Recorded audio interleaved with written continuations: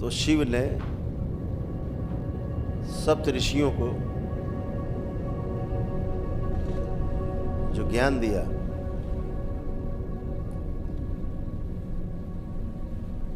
जो ध्यान की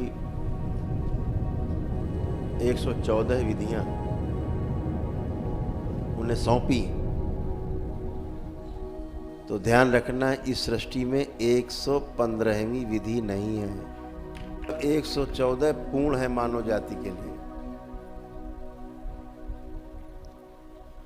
उसमें 108 आपके काम की है। उन्हीं में से एक विधि को अपना करके सिद्धार्थ गौतम बुद्ध बन गए।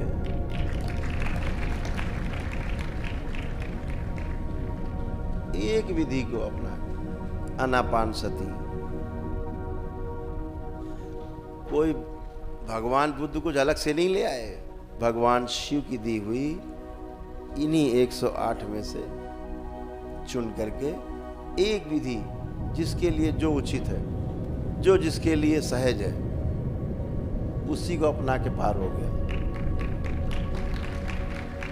इन सभी विधियों को कोई भी समझ सकता है, केवल लगन और अगन की जरूरत है, अपने आप समझना हो जाता है। तो लगन बनाए रखिए और अगन जलाए रखिए, सब पार।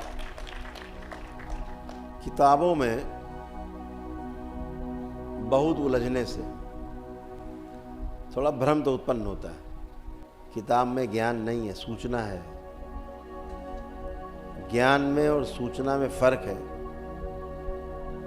अंग्रेजी में बोलें तो नॉलेज और इंफॉर्मेशन में फर्क है। Difference between information and knowledge, very much differences, बहुत। एक पूरब एक पश्चिम। पहले प्रैक्टिस करो, पहले अनुभव करो, फिर किताब खोल के जांच लो कि हमने सही किया कि गलत किया। इसलिए किताब है। किताब पढ़ के बहुत बड़ा ज्ञानी बनने की जो विधि है, अपने को ज्ञानी समझे रहता आदमी। सब रटा हुआ है, प्रवचन पे प्रवचन दिए जा रहे हैं। लेकिन प्रवचन का शाब्दिक अर्थ है प्रवचन, मतलब प्रमाणित वचन, यानी आप कर चुके हैं, अनुभव हो चुका है आपको, आप इसमें जी रहे हैं, फिर इस गद्दी पर बैठ के बोल रहे हैं। ये प्रवचन है। प्रवचन का अर्थ है प्रमाणित वचन, जो हमने स्वयं अनुभव किया है, अनुभव करके जाना है, वो हम बात कर रहे हैं।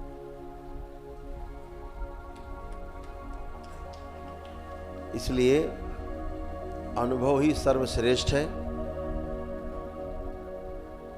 कि जाति न पूछो साधु की, पूछ लीजिए ज्ञान।